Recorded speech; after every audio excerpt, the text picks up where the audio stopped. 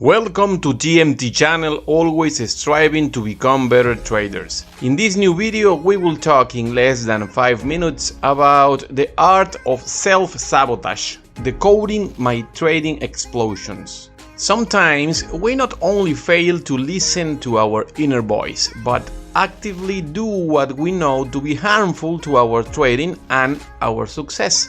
We trade well week after week and suddenly oversize a position, refuse to act on a stop, add to the losing position and then blow up.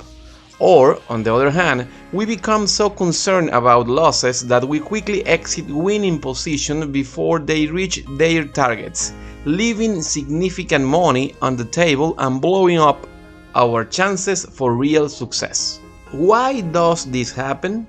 What can we do to keep ourselves aligned with sound practices and processes? It is frustrating to trade well most of the time, only to lose discipline and seemingly sabotage all we've accomplished. The root of self-sabotage is self-abandonment. We temporarily lose sight of what we're meant to do and instead act on impulse. We abandon the soul of what we do and allow our trading to become ego-driven. It is usually not an absence of self-esteem that causes us to become reactive. Rather, we experience triggers that set off automatic and often harmful actions. The problem is a temporary loss of free will. Under a certain set of emotional and physical conditions, we behave in pre-programmed ways and become reactive rather than active. Quite literally, it is a loss of self-awareness that allows us to behave in ways that harm our best interests. Consider the many situations in which we behave reactively and self-destructively. We are not careful in crossing busy streets 99% of the time, only to occasionally walk directly in front of traffic. We don't operate machinery safely most of the time, only to occasionally cut or burn ourselves severely. Why don't we go on tilt in those situations? Reason 1 is that our egos are not involved, and reason 2 is that we are supremely aware of the dangers at hand.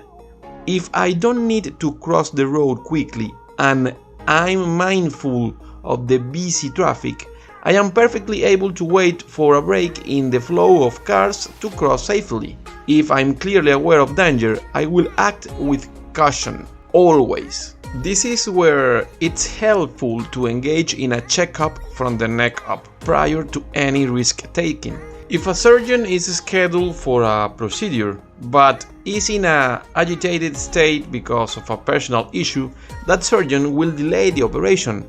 Above all else, do not harm is the operative principle.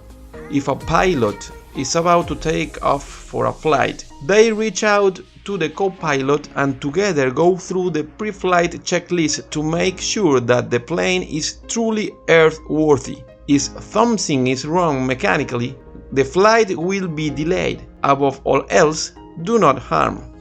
The opposite of self-abandonment is self-awareness. If we approach each session of trading and each trade the way a surgeon approaches an operation or the way in which a pilot prepares for a flight, then we are in the state we are normally in when we are crossing a busy street.